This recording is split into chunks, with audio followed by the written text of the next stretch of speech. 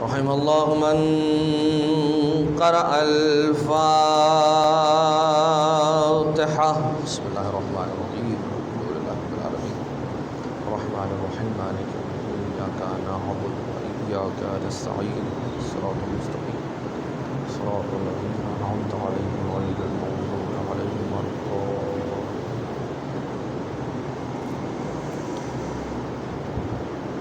لا حول ولا قوة إلا بالله العلي العظيم. حسبنا الله ونعم الوكيل، نعم المولى ونعم النصير. أعوذ بالله من الشيطان اللعين الرجيم. بسم الله الرحمن الرحيم. حمدا لك يا ذا الجود والإحسان والفضل والطول والامتنان، وصلاة وسلاما على من لا ينطق عن الهوى إن هو إلا وحي يوحى.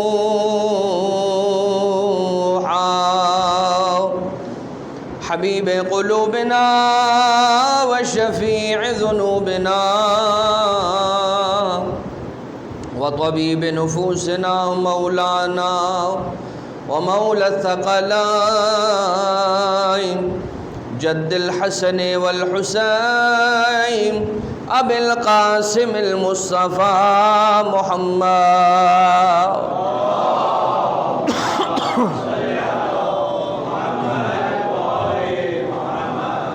وعلى آله الذين أذهب الله عنهم الرجس وطهرهم تطهيرا.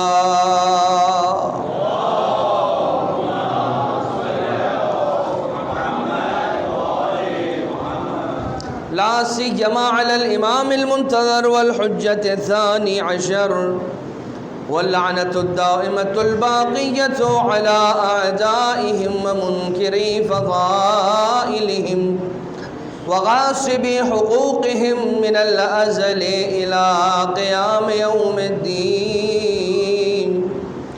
أما بعد، فقد قال الله سبحانه وتعالى في محكم كتابه ومتقن خطابه وقوله الحق وهو أصدق القائلين. بسم الله الرحمن الرحيم. قل لا أسألكم عليه أجرا إلا المودة في القربى. صلوات.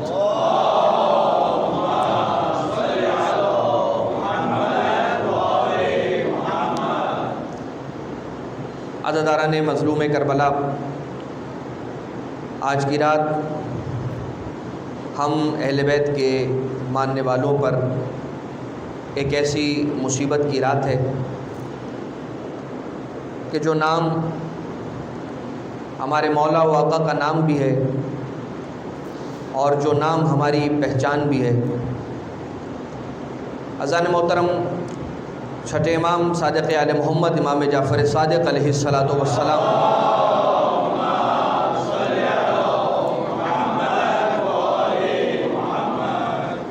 مولا کی شب شہادت ہے اور دو روایتیں پائی جاتی ہیں تاریخ شہادت سرکار امام ششم کی، ایک 15 شوال اور ایک 25 شوال المعظم. لہٰذا آج کی جو شب ہے یہ ایک احتمالی طور پر وہ رات کی جس رات ہمارے اور آپ کے چھٹے امام علیہ السلام کی شہادت واقع ہوئی منصور دوانقی ملعون کے زہر کے اثر سے. چھٹے امام علیہ السلام کی ذات مبارک وہ ہستی ہے کہ جن کے زمانے میں اور پانچویں امام علیہ الصلوۃ والسلام کے زمانے میں مکتب تشیع اور مکتب اہل بیت اطہار علیہ الصلوۃ والسلام کا ایک اتنا بڑا ذخیرہ روایات اور احادیث کی صورت میں ائمہ اطہار علیہ الصلوۃ والسلام کی جانب سے ان کے پاس تشریف لے کر آنے والے جو شاگردان تھے انہوں نے مولا سے سن کر انہیں لکھا اور انہیں جمع کیا. جو زمانہ پانچویں امام اور چھٹے امام، خاص طور سے چھٹے امام علیہ الصلوۃ والسلام کو جو زمانہ میسر آیا، یہ وہ زمانہ تھا کہ جب بنو عباس اور بنو امیہ آپس میں اقتدار کی جنگ لڑ رہے تھے، اور اہل بیت اطہار علیہ الصلوۃ والسلام کے پاس یہ موقع تھا کہ علوم اہل بیت اطہار علیہ السلام کو کہیں پر سیو کر سکیں، ریکارڈ کروا سکیں اور اپنے شاگردوں تک منتقل کر سکیں. اگرچہ یہ مدرسہ کی جو مکتب امام جعفر صادق علیہ الصلوۃ والسلام کے نام سے جانا جاتا ہے، جو مدرسہ امام جعفر صادق علیہ السلام کے نام سے جانا جاتا ہے، اس کی بنیاد چوتھے امام علیہ السلام نے مدینہ منورہ میں رکھی، کہ جس کو پانچویں امام علیہ السلام نے آگے بڑھایا اور چھٹے امام علیہ الصلوۃ والسلام نے اسے عروج بخشا. البتہ امام جعفر صادق علیہ السلام ہوں یا دیگر اور ائمہ اطہار علیہ الصلوۃ والسلام ہوں، ہمیں سیرت ائمہ معصومین علیہ السلام میں ایک باب ملتا ہے جو کہ نص امامت کا باب ہے، کہ جو امام علیہ السلام کی امامت کی دلیل ہے وہ کیا ہے. اگر کوئی آ کر ہمیں یہ کہتا ہے، جیسا کہ چھٹے امام علیہ الصلوۃ والسلام کا یہ دور ہے کہ جس دور کے اندر خود مدینہ منورہ کی بات کیجیے یا شہر کوفہ کی بات کیجیے، وہ افراد سر اٹھاتے ہیں کہ جو افراد امام جعفر صادق علیہ الصلوۃ والسلام کے پیرالل اپنے آپ کو ایک مسلک کا بڑا کہہ رہے ہیں اور اپنے آپ کو ایک اتنا بڑا عالم کہہ رہے ہیں کہ جتنے امام جعفر صادق علیہ الصلوۃ والسلام ہیں. کیا وجہ ہے، وہ کیا کرائیٹیریا ہے، کس طرح سے پتہ کر سکتے ہیں کہ بھائی نہیں، امام اگر ہے، امام معصوم منصوص من اللہ، وہ کون ہے؟ وہ امام جعفر صادق علیہ السلام. تو ہمیں جانا ہوگا اور تاریخ کی کتابوں کے اندر، روایتوں کے اندر، سیرت کی کتابوں کے اندر یہ دیکھنا ہوگا کہ نص امامت کس امام کے لیے، کس شخصیت کے لیے آئی ہے. من جملہ پانچویں امام حضرت امام محمد باقر علیہ الصلوۃ والسلام.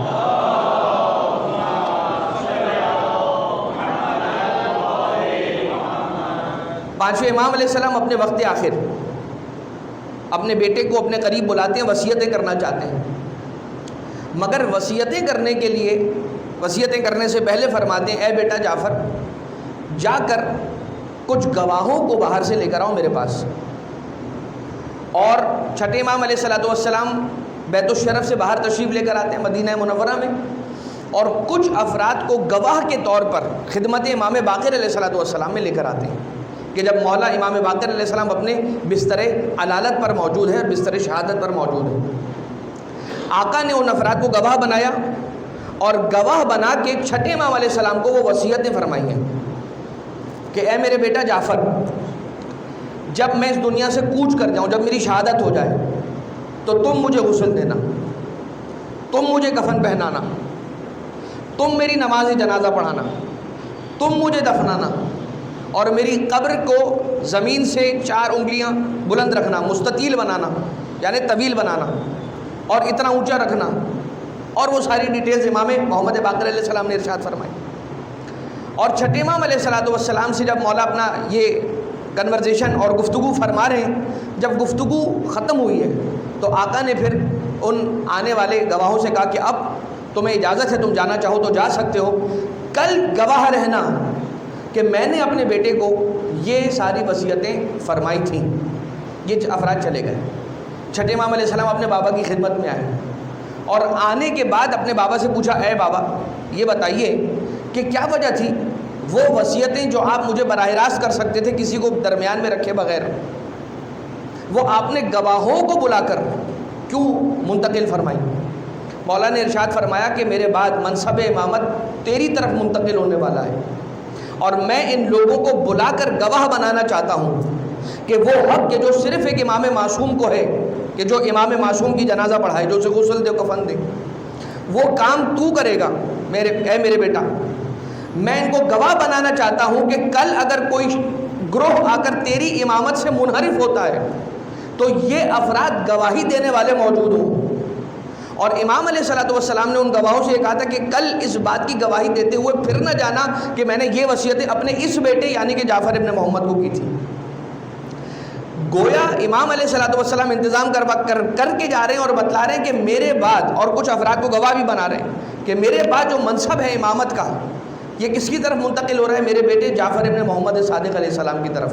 البتہ یہ بات سب پر واضح ہے کہ یہ منصب امامت وہ منصب ہے نہیں کہ جو لوگ کسی کو چنتے ہیں امامت کے لیے، بلکہ یہ وہ منصب ہے کہ جو من جانب اللہ ہے. امام جعفر صادق، اچھا یہ بات ہم نے آپ کی خدمت میں جو عرض کی وہ کیوں؟ یہ جو نص امامت ہے اور یہ جو دلیل امامت ہے یہ کس جگہ پر کام آئے گا؟ ایک نص امامت اور وہ بھی آپ کی خدمت میں عرض کر دیتا ہوں.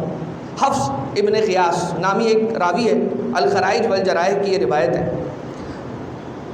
امام محمد باقر علیہ الصلوۃ والسلام کی خدمت میں یہ شخص آتا ہے اور آنے کے بعد امام سے پوچھتا ہے کہ مولا آپ کے بعد امر کس کی طرف بڑھے گا، کس کی طرف منتقل ہوگا؟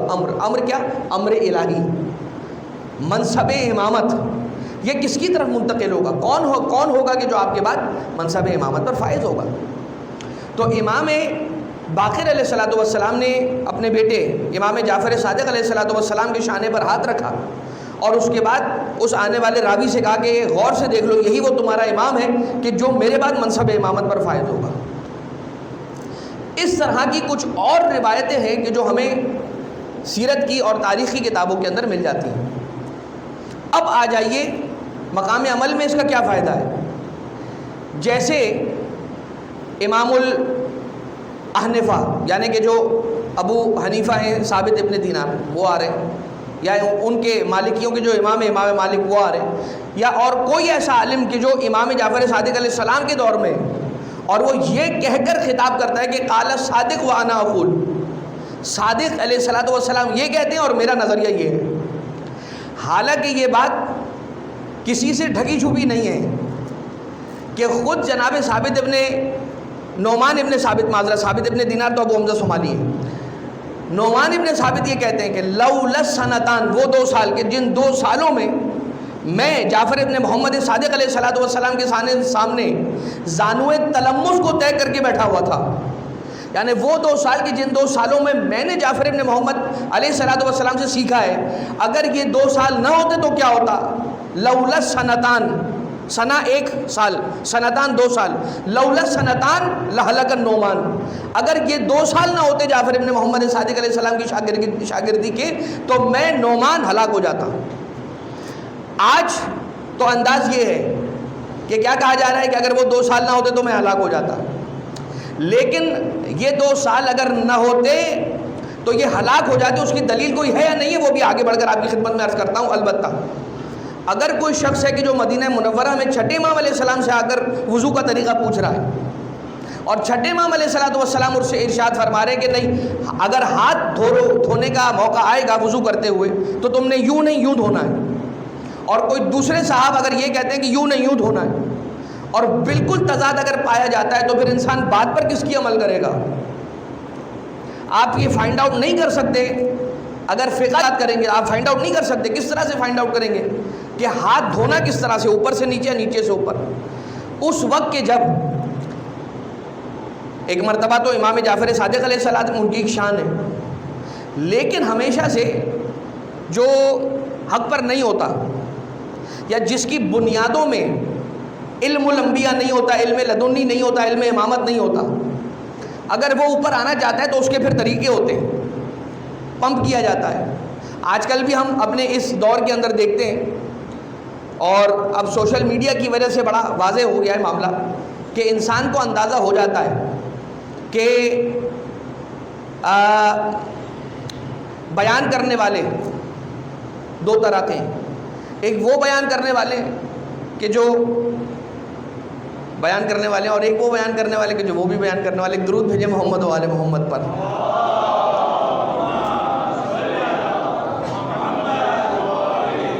تو اس زمانے کے اندر آرٹیفیشل پبلسٹی کو جتنا آپ دیکھیں صرف اور اس فیلڈ کی بات نہیں ہو رہی، اس دنیا کے اندر جتنی بھی چیزیں، انسان کوئی ایک چیز خریدنے بھی جاتا ہے عام سی، تو وہ ضروری نہیں ہے کہ اپنی مرضی کی چیز خرید کر آ جائے، اس لیے کہ جب وہ باہر جاتا ہے بازار میں تو 10 طرح کی چیزیں ہیں، 10 طرح کی ویرائٹی ہے، الگ الگ طرح کی کموڈیٹیز ہیں.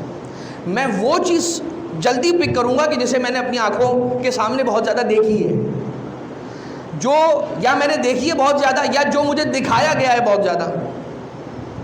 ایک مرتبہ یہ چیز ہے کہ جو میں نے دیکھی ہے بہت زیادہ دیکھی ہے، کیوں؟ کیونکہ میں نے دیکھنا چاہیے. ایک مرتبہ میں نے دیکھنا نہیں چاہیے، مجھے دکھایا گیا ہے through artificial means, artificial sources کے ذریعے سے مجھے دکھائی گئی ہے. بار بار وہ چیز میری نگاہوں کے سامنے لائی گئی ہے، بار بار وہ چیز میری نگاہوں کے سامنے لائی گئی ہے. اسی طرح سے ائمہ اطہار علیہ السلام کے زمانے میں بھی تھا. افراد ہیں کہ جو جا کر کسی کی تعریف کروانا اور ان کا نام بہت زیادہ. اب اگر کوئی آ کر چھٹے امام علیہ السلام سے یہ پوچھ رہا ہے وضو کا طریقہ، آقا نے یوں بیان کیا، کوئی دوسرے صاحب ہیں وہ یوں بیان کر رہے ہیں، آپ کیسے طے کریں گے؟ یہ دلیل امامت، یہ نص امامت. اگر یہ نص امامت ہے کہ جسے میں جانتا ہوں اور مجھ تک یہ پہنچی ہے، تو میں یہ بات سمجھ جاؤں گا کہ جو رسول اللہ صلی اللہ علیہ وآلہ وسلم سے ہدایت کا سلسلہ چلتا ہوا امیر المومنین علیہ السلام، امیر المومنین علیہ السلام سے امام حسن مجتبیٰ علیہ السلام، امام حسن سے مولا حسین، مولا حسین سے آقا سید سجاد، آقا سید سجاد سے امام محمد باقر علیہ السلام، اور امام محمد باقر علیہ السلام سے امام جعفر صادق علیہ السلام تک آ رہا ہے. یہ وہ سلسلہ ہے کہ جو محمد مصطفیٰ صلی اللہ علیہ وآلہ وسلم سے جڑا ہوا ہے، اور دوسری جتنی بھی طریقتیں ہیں وہ کوئی رسول اللہ صلی اللہ علیہ وآلہ وسلم سے جڑی ہوئی نہیں ہے. یہ ہے نص امامت. تو اگر یہ 2 سال نہ ہوتے تو میں ہلاک ہو جاتا. اب بات چھٹے امام علیہ السلام کے گھر، یہ صاحب تشریف لے کر آئے اور حج پر گئے، اور حج کے بعد جب یہ حج انجام دینے کے بعد مدینہ آئے تو مدینہ پہ روضہ رسول صلی اللہ علیہ وسلم کی زیارت کی، اور رسول اللہ کی زیارت، قبر اطہر کی زیارت کی، اور رسول کی قبر کی زیارت کرنے کے بعد یہ آئے ابن رسول یعنی کہ حضرت امام جعفر صادق علیہ السلام کے گھر.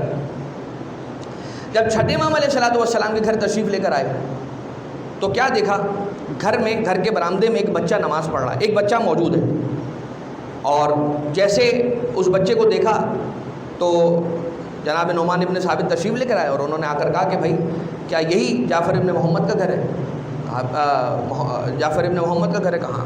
اس بچے نے کہا کہ یہ گھر جی بہت جعفر آقا کا گھر ہے. اچھا. غلام سے کہا گیا کہ جا کر بلا کے لے کر آئیے، اور جب غلام چھٹے امام علیہ السلام کو گھر میں بلانے کے لیے گیا ہے تو یہ بچہ گھر کے برآمدے میں موجود وہیں پر نماز میں مشغول ہو گیا.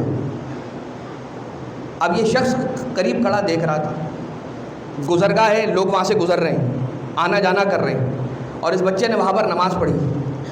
جب نماز ختم کی ہے تو نعمان ابن ثابت یہ پوچھتے ہیں کہ آپ نے نماز پڑھی جبکہ یہ گزرگاہ ہے، لوگوں کے آنے جانے کی جگہ ہے، اور لوگوں کی آمد و رفت کی جگہ پہ اگر نماز پڑھتے ہیں تو انسان کے اور قبلے کے درمیان لوگوں کا آنا جانا یہ حائل ہو جاتا ہے، رکاوٹ بن جاتا ہے. اور جب کوئی آنے جانے والا قبلے اور نمازی کے درمیان رکاوٹ بن جاتا ہے تو پھر اللہ کے اور نمازی کے درمیان فاصلہ آ جاتا ہے، رکاوٹ آ جاتی ہے. تو اس بچے نے مسکرا کر یہ جواب دیا کہ قرآن کریم کی آیت ہے بسم اللہ الرحمن الرحیم وَنَحْنُ أَقْرَبُ إِلَيْهِ مِنْ حَبْلِ الْوَرِيدِ. ہم انسان کی رگے گردن سے بھی زیادہ قریب ہیں. جو پروردگار عالم انسان کی رگے گردن سے بھی زیادہ قریب ہو، وہ کسی کے درمیان میں آنے جانے یا نہ آنے کی وجہ سے کیسے رکاوٹ کا باعث بن جائے گا. ایک مرتبہ ہاتھ میں اس بچے نے عصا کو تھاما ہوا تھا. اب جیسے یہ جواب دیا تو یہ جو عالم تھے ایک مرتبہ تھوڑے سے لرزے اور سوال آئے جی کون ہے؟ کہا کہ تم کون ہو؟ کہا کہ آپ جن سے ملاقات کرنے کے لیے آئے ہیں میں ان کا بیٹا ہوں. یعنی کہ آپ جعفر ابن محمد علیہ السلام سے ملاقات کرنے کے لیے آئے ہیں، میں ان کا بیٹا کون ہوں؟ موسیٰ کاظم علیہ السلام. وہ 2 سال نہ ہوتے تو میں ہلاک ہو جاتا. چھٹے امام علیہ السلام کی بات تو ابھی بات کی بات ہے. یہ جو فرزند ہیں جو ابھی کم سن ہیں 7ویں امام جو کہ چھٹے امام علیہ السلام کے فرزند ہیں، ان کے ہاتھوں کیا ہو رہا ہے ذرا یہ دیکھیے گا. ایک مرتبہ کہا کہ اچھا اب جب تک آپ کے بابا تشریف لے کر آ رہے ہیں میرا ایک سوال ہے، میں آپ سے سوال کرنا چاہتا ہوں، اگر اس کا جواب مجھے عنایت کر دیں. کا سوال یہ ہے کہ جو بھی انسان کرتا ہے وہ پروردگار عالم کرتا ہے یا وہ انسان کا اپنا فعل ہوتا ہے؟ حالانکہ جناب نعمان ابن ثابت جناب ابو حنیفہ اس بات کے قائل ہیں، اس نظریے کے قائل ہیں، جبر کے قائل ہیں۔ ان کا کہنا یہ ہے کہ جو کام انسان انجام دیتا ہے یہ انسان انجام نہیں دیتا، یہ پروردگار عالم اس سے کرواتا ہے، یعنی انسان کے اختیار کے قائل نہیں ہے۔ اب آپ جب تاریخ اسلام میں جا کر دیکھتے ہیں تو بہت ساری جگہ ایسی ہیں کہ جہاں پر یہ سلوگن استعمال کیا گیا ہے، بھئی ہم کیا کر سکتے تھے، کہ تو اللہ نے کروایا۔ اب اگر امام حسین علیہ السلام کی شہادت کے بارے میں آپ کہیں گے تو اس نظریے کو وہاں پر بارہا استعمال کیا گیا اور اس نظریے اس سلوگن کو بار بار وہاں پر گایا گیا کہ ہم کیا کر سکتے تھے، تو اللہ نے کروایا، یزید نے نہیں کیا، نعوذ باللہ، یہ اللہ نے کروایا۔ اور بھی اس طرح کی باتیں پاسٹ میں اگر آپ چلے جائیں تو تاریخ کے اندر یہ الفاظ اور یہ سلوگنز موجود ہیں، یہ تو اللہ نے کروایا۔ مثال کے طور پر کوئی بسم اللہ کھا گیا، اگر کوئی بڑا بسم اللہ کھا گیا تو کیا کہا جائے گا، یہ انہوں نے تو نہیں کیا، اللہ نے کروایا۔ اگر یہ نہیں کہا جا رہا کہ اللہ نے کروایا تو پھر کیا کیا جاتا ہے، تو پھر یہ کیا جاتا ہے کہ اس بڑے کو تو بچانا ہے، اس بڑے کو بچانا ہے، لہٰذا کیا کیا جائے گا، اسے دین کا حصہ بنا دیا جائے گا، نعوذ باللہ بدعت کے طور پر اسے دین میں شامل کر دیا جائے گا۔ تو آج اس بزرگ نے یہ غلطی کی، جان بوجھ کے کی غلطی ہوئی، جو بھی ہوا، لیکن چونکہ ان سے غلطی ہوئی اور اب انہیں غلط نہیں کہا جا سکتا، انہیں چونکہ غلط نہیں کہا جا سکتا، لہٰذا آج سے یہ دین کا حصہ بن جائے گا، آج سے سب غلط کریں گے، قیامت تک آج سے سب اب غلط کریں گے اس ایک فرد کو بچانے کے لیے۔ یہ کیوں ہوتا ہے؟ یہ اس وقت ہوتا ہے جب ہم شخصیت پرستی کی راہ میں چل پڑتے ہیں۔ ہمارے یہاں پر شخصیت پرستی نہیں ہے۔ کوئی آیا اور آنے کے بعد حضرت امیر المومنین آقا علی ابن ابی طالب ابو الحسن علیہ الصلاۃ والسلام مولا سے سوال کیا کہ آقا ہم کیا کریں، دونوں طرف رسول سے نسبت، ایک طرف رسول سے یہ رشتہ، دوسری طرف رسول کا یہ رشتہ دار، ہم کیا کریں، ایک طرف داماد رسول، ایک طرف زوجہ رسول، ہم کس طرف جائیں؟ مولا کائنات علیہ السلام نے ارشاد فرمایا کہ الحق لا یدور مدار الاشخاص، یہ بات یاد رکھنا، حق اشخاص کے گرد نہیں چکر کاٹتا، حق حق ہوتا ہے، اشخاص کو پرکھنا ہو تو حق کی کسوٹی پہ پرکھنا، یہ نہ دیکھنا کہ وہ شخص ہے میں اس شخص کو مانتا ہوں، اب وہ جو کرے گا میں بھی وہی کروں گا، نہیں، میں حق کو مانتا ہوں، پہلے میں حق کو فالو کروں گا، حق کو اپنے اندر سمیٹ لوں گا، اس کے بعد اس حق پر پرکھوں گا، اگر یہ شخص حق پر ہے تو اس کی مانوں گا، اگر وہ شخص حق پر نہیں ہے تو نہیں مانوں گا۔ لیکن یہ بات اس کے لیے ہے کہ جو شخص ہو،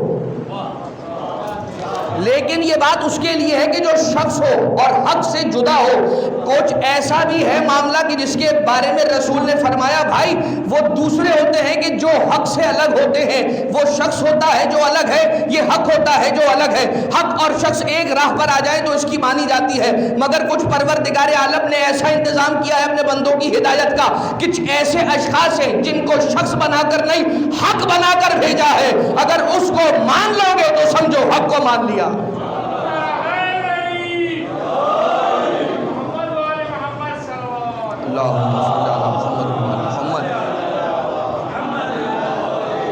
آئے اور آنے کے بعد دیکھا اس بچے کے ہاتھ میں کیا ہے، بانس ہے، لیکن وہ بانس، وہ جو لکڑی ہے، وہ عصا ہے، وہ اتنی طویل ہے، اتنی لمبی ہے جو ان کے قد سے بلند ہے۔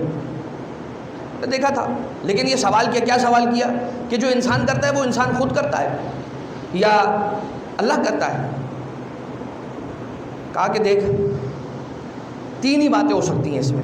امام علیہ السلام نے فرمایا، فرزند امام جعفر صادق علیہ السلام نے فرمایا، کیا فرمایا کہ تین ہی باتیں ہو سکتی ہیں، یا یہ کہ وہ کام صرف اور صرف اکیلا اللہ نے انجام دیا، یا یہ کام ان دونوں نے مل کر انجام دیا، یعنی کہ اللہ نے اور بندے نے مل کر انجام دیا، اور یا یہ کہ بندے نے خود اپنی مرضی سے انجام دیا، اکیلے انجام دیا اس کو، اپنی اختیار سے، اپنی چوائس سے۔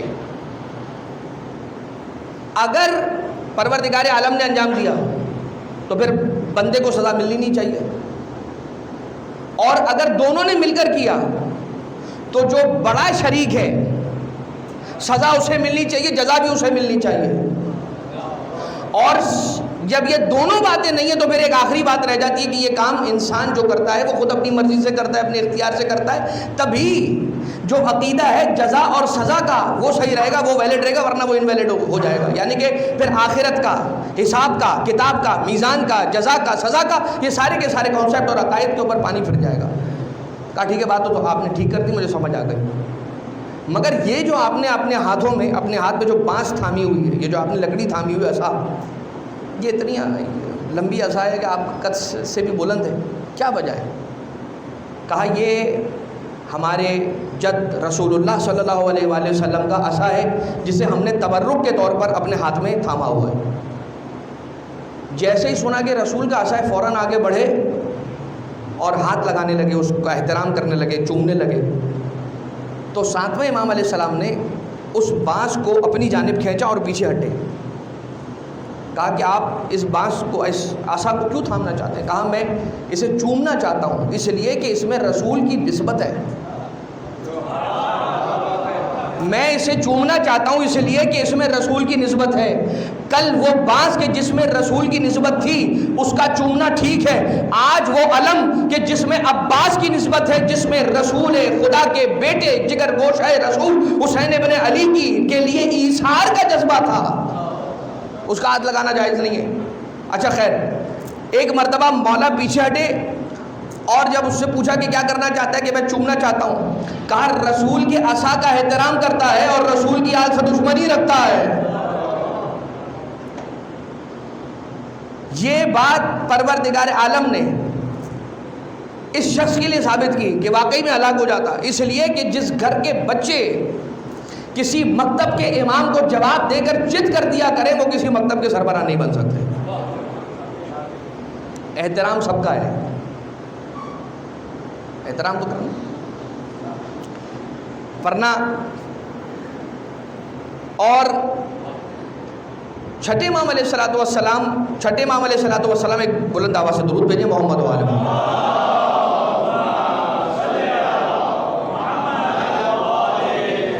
پھر بھی بلند ترین صلوات.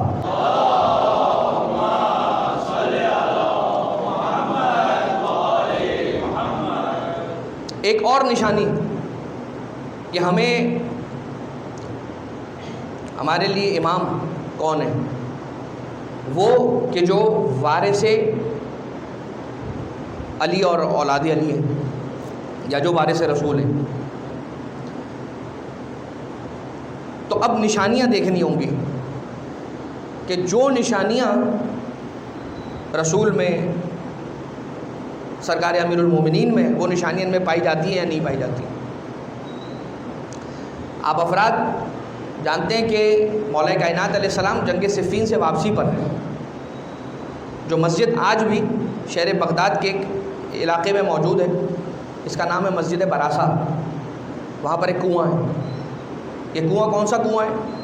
یہ کنواں ہے وہ کنواں کہ جس کنویں کے پانی سے، بلکہ یہ کنواں وہ کنواں ہے کہ جو بی بی مریم سلام اللہ علیہا کے گھر کا کنواں ہے.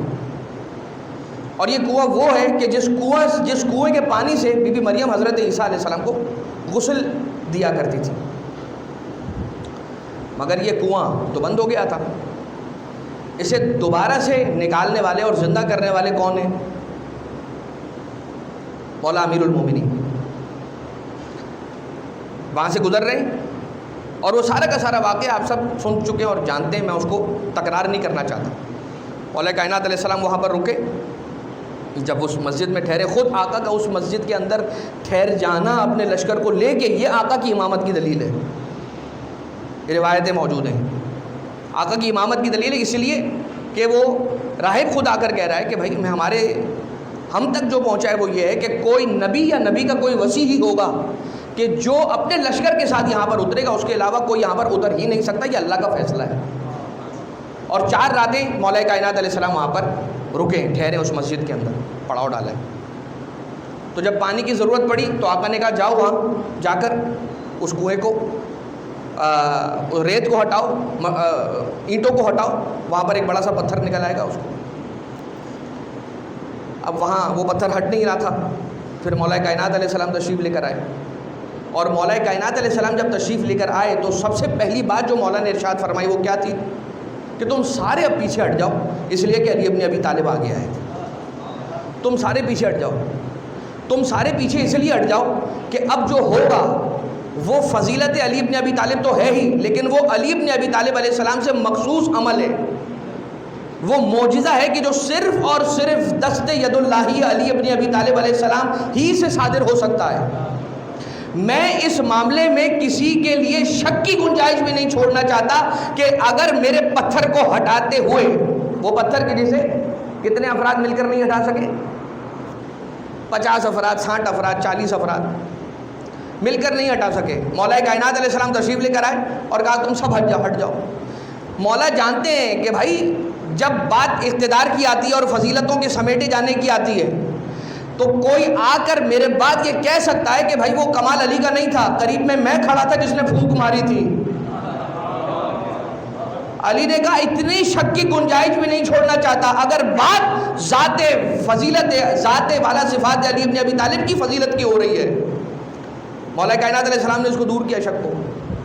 اسی طرح سے کون ہے کہ جس نے جناب مریم سلام اللہ علیہا کہ ان تبرکات کو ریوائیو کیا, چھٹے امام صادق علیہ محمد امام جعفر صادق علیہ السلام,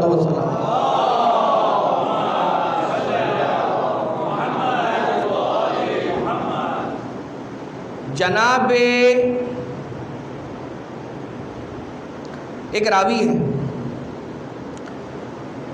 اور وہ راوی یہ کہتا ہے کہ میں کوفہ شہر کے اندر امام علیہ السلام کو تلاش کر رہا تھا. اچھا 5 سال امام جعفر صادق علیہ السلام کے, تقریباً 5 سال آپ کی حیات طیبہ کے وہ ہیں کہ جو منصور ملعون نے آپ کو کوفہ بلا کر ٹھہرایا. آپ کو کوفہ بلایا گیا اور آپ کو کوفہ شہر میں رکنے پر مجبور کیا گیا. آقا کہ یہ صحابی آقا کو تلاش کرتے کرتے کوفہ شہر سے باہر نکلے, چلتے چلتے چلتے چلتے ایک مقام پر پہنچے اور دیکھا کہ چھٹے امام علیہ السلام وہاں پر نماز انجام دے رہے ہیں, نماز میں عبادت الہی میں مشغول ہیں.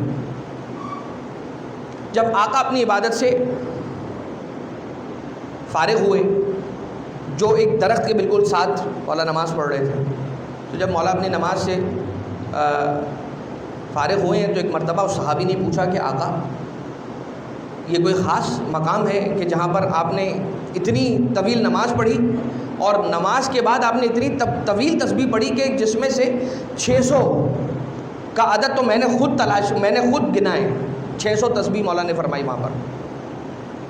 آقا نے فرمایا کہ جان لو کہ یہ درخت کھجور کا یہ جو نخلا ہے یہ وہی نخلا ہے کہ جس کا ذکر قرآن کریم کے اندر ہے کہ پروردگار عالم نے جب جناب مریم سلام اللہ علیہا کو حضرت عیسیٰ علیہ السلام کی ولادت کے بعد یہ کہا تھا کہ اے مریم اس کھجور کے درخت پر ہاتھ ماریے, اللہ تعالیٰ آپ کے لیے تازہ کھجوروں کو اس سے برآمد فرمائے گا, یہ وہی درخت ہے.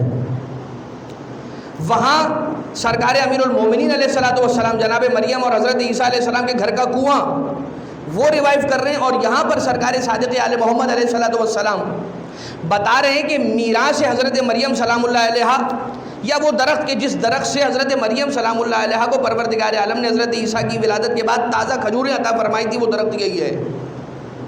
کس میں یہ مجال تھی اور کس کے علم کی یہ طاقت تھی کہ جو اس وقت یہ بتا سکے کہ یہی وہ درخت ہے کہ جو حضرت مریم سلام اللہ علیہا کے وقت کا درخت ہے کہ جہاں سے حضرت مریم سلام اللہ علیہ کو پروردگار عالم نے کھجوریں عطا کی تھی.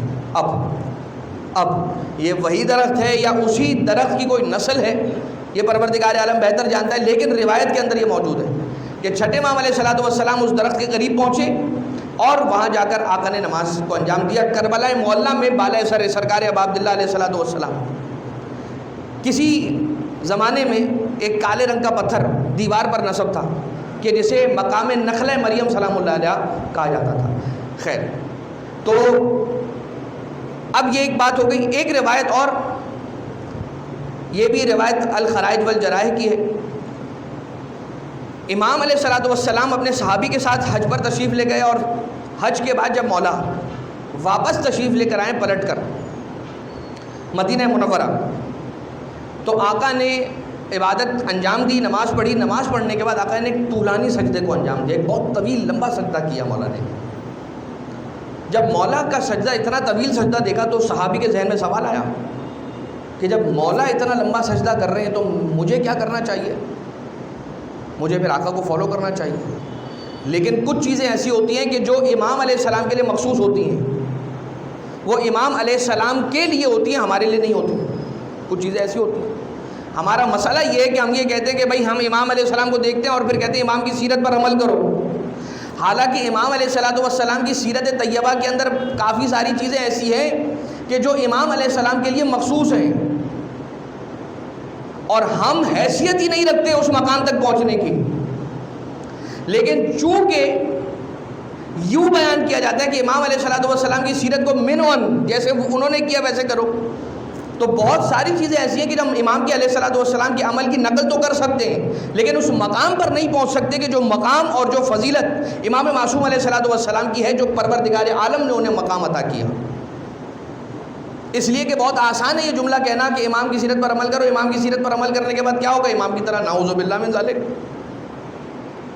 یہ نہیں ہوگا۔ لہٰذا یہ دیکھنا ہے، اب جس طرح کے فاقے کی بات ہے، سرکار امیر المومنین علیہ السلام، ایک شخص کی زوجہ آ کے امیر المومنین علیہ السلام سے سوال کر رہی ہے کہ میرا شوہر حقوق کو ادا نہیں کر رہا، گھر میں وقت نہیں دے رہا، یہ نہیں وہ وغیرہ وغیرہ ساری شکایتیں۔ آقا نے اسے بلایا اور بلانے کے بعد سوال کیا، کیا وجہ ہے؟ کہا کہ میں تو ویسے ہی کر رہا ہوں جیسے آپ کر رہے ہیں۔ تو آقا نے پلٹ کر سوال کیا، یہ بتا امیر المومنین تو ہے یا میں ہوں؟ امیر المومنین تو ہے یا میں ہوں؟ اب قرآن کریم کی ایک آیت ہے، کیا ہے؟ کونو مع الصادقین، اس آیت کا ایک ٹکڑا ہے کہ اے ایمان والو، اللہ کا تقوی اختیار کرو اور کیا کرو؟ صادقین کے ساتھ ہو جاؤ۔ اے ایمان رکھنے والوں، صادقین نہیں بن جاؤ، یہ کہا ہے صادقین کے ساتھ ہو جاؤ۔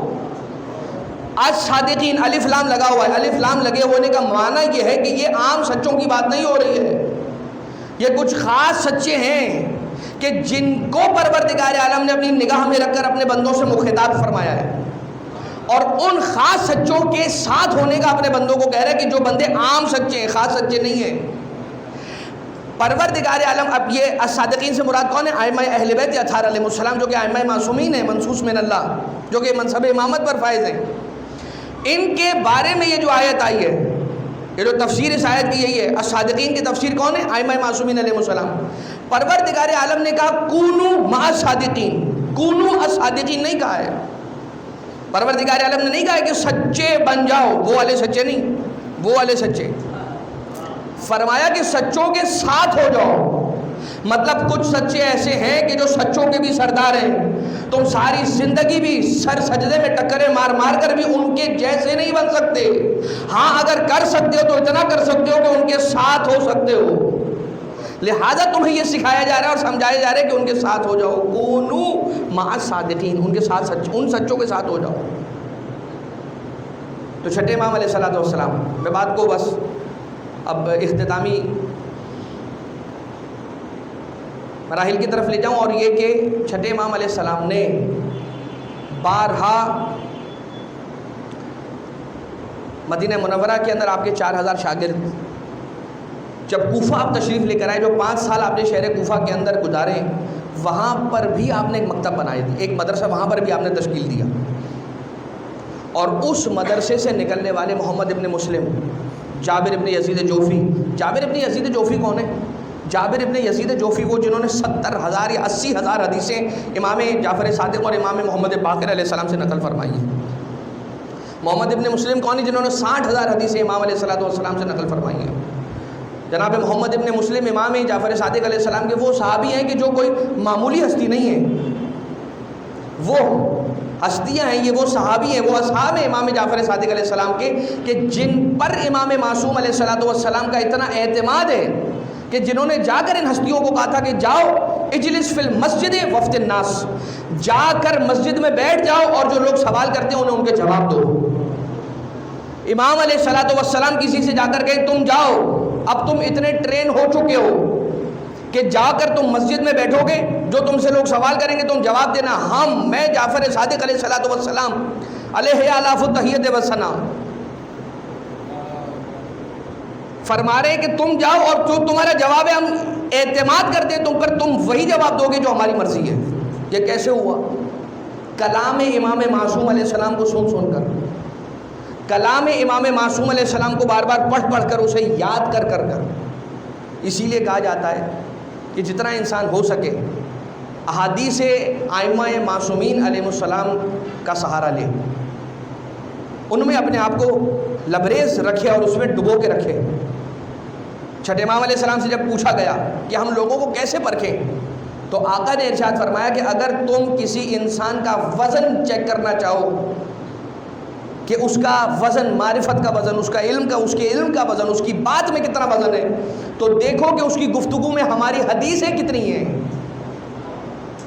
جب وہ بولتا ہے، جب وہ منہ کھولتا ہے تو ہماری حدیثیں کتنی بیان کرتا ہے اور اپنے عقل کی لاجک کتنی بیان کرتا ہے۔ یہ تو امام علیہ السلام نے نہیں فرمایا کہ لاجک والی بات میں اپنی جانب سے کر رہا ہوں، اپنا درد دل کر رہا ہوں۔ اور امام جعفر صادق علیہ السلام کا خاص اہتمام عزائے سید الشہداء علیہ السلام کے لیے، فرش عزا کی فضیلت پر ایک انبار ہے حدیثوں کا، اور ایسی روایتیں، ایسی حدیثیں کہ جس کو انسان پڑھ کر ایک مرتبہ دم بخود ہو جائے کہ فرش عزا بچھانے کا اتنا ثواب، فرش عزا پر ملائکہ کے نزول کا اتنا بیان، کہ جس فرش پر ملائکہ کو نازل ہونے کے لیے اشتیاق ہو اور پروردگار عالم سے اجازت طلب کریں۔ ایک خاص رقم ہے کہ جو چوتھے امام، پانچویں امام علیہ الصلوۃ والسلام کو وقت آخر عطا کر گئے اور معین کر گئے کہ یہ صرف عزائے سید الشہداء علیہ السلام کے لیے۔ پانچویں امام علیہ السلام چھٹے امام علیہ الصلوۃ والسلام کو دے کر جا رہے ہیں کہ یہ رقم عزائے سید الشہداء کے لیے، اور چھٹے امام ساتویں امام علیہ السلام کو دے کر جا رہے ہیں کہ عزائے سید الشہداء کو برپا کیے رہنا، کہیں مجالس سید الشہداء کا سلسلہ رک نہ جائے۔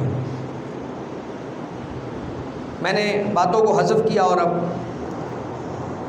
براہ راست ہم مصائب کا بیان آپ کی خدمت میں پیش کریں کہ چھٹے امام علیہ السلام پر جو مصائب کے پہاڑ توڑے گئے، ان کو زہر تو دیا ہی گیا مولا کو، منصور دوانیخی ملعون زہر تو دلوایا ہی مولا کو، مگر ایک ایسا موقع بھی آیا تھا کہ جب آقا کے گھر کو جلا دیا گیا تھا۔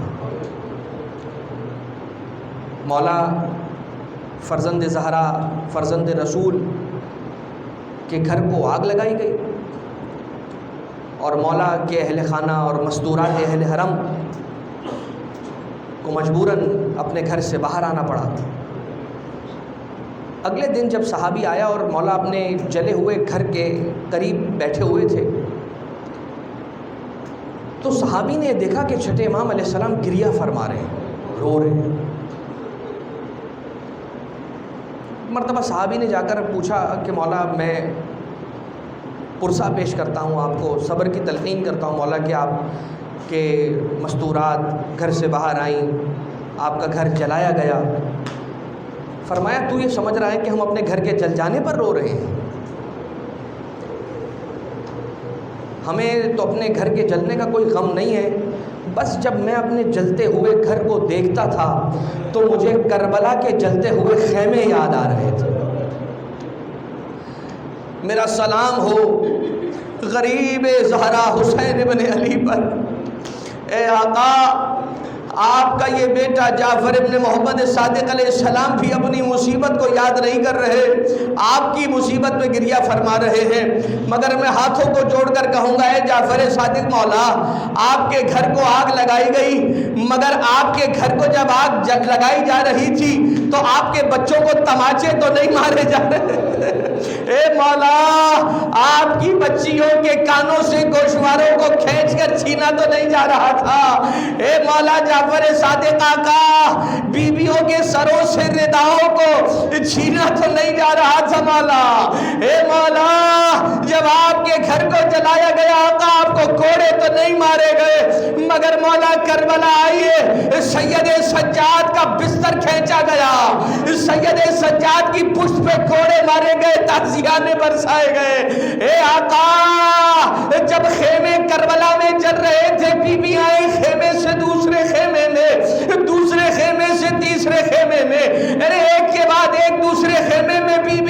جاتی رہی ہے، سروں سے رداؤں کو چھینا جاتا رہا، 4 سالہ بچی کے کانوں سے گوشواروں کو چھینا گیا، بچی کو تماچے مارے گئے، ارے بازوؤں پہ تازیانے برسائے گئے۔ ارے مولا مدینہ میں آپ کے ساتھ تو کچھ ایسا نہیں ہوا تھا، مگر مولا ہمارا سلام ہو، آپ کا گھر جلایا جانا بھی کوئی معمولی بات تو نہ تھا۔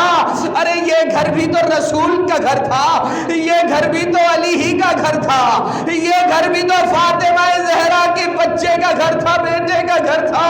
ہاں کا پرسا قبول کیجئے کربلا کے جلتے خیموں کا، مدینہ میں آپ کے جلتے گھر کا، مگر ایک اور جلتا ہوا گھر یاد آتا ہے۔ شہر تو یہی مدینہ تھا، مگر گھر آپ کی دادی فاطمہ زہرا کا تھا۔ مدینہ والے لکڑیاں جمع کرتے ہیں، گھر کے دروازے پہ لا کے لکڑیوں کو جمع کیا گیا، آگ لگائی گئی، لکڑیاں جلنے لگی، جلتی ہوئی لکڑیوں سے دروازہ جلنا شروع ہوا۔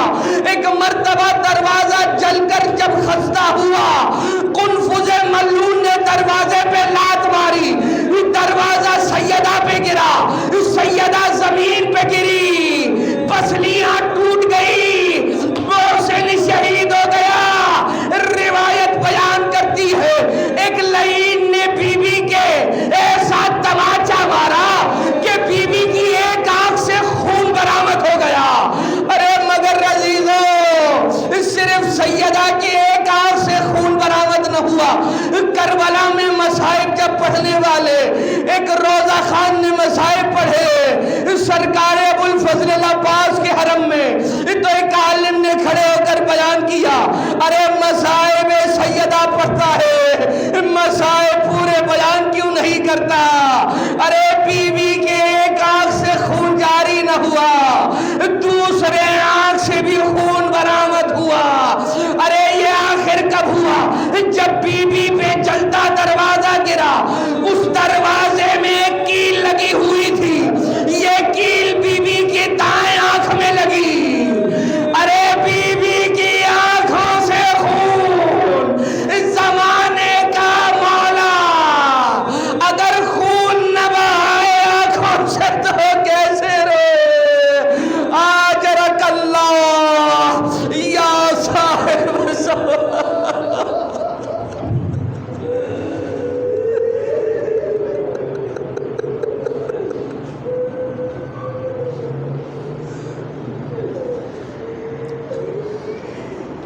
ألا ولعنة الله على القوم الظالمين وسيعلم الذين ظلموا آل محمد أي منقلب ينقلبون۔ بالراہ ہمارے اس پرسے کو بارگاہ سرکار صاحب الامر علیہ السلام میں ایصال فرما، ہمارے ناسوؤں کو رومال سیدہ میں جگہ عنایت فرما، جتنے بھی پریشان حال مومنین مومنات ہیں سب کی پریشانیوں کو حل فرما، دن دگنی رات چگنی ہمارے دلوں میں مودت اہل بیت اطہار میں اضافہ فرما، دشمنان اہل بیت کی نفرت کو ہر آن ہماری دلوں میں اضافہ فرما، صاحب الامر کے ظہور میں تاجیل فرما، ماتم حسین ماتم جعفر یا حسین۔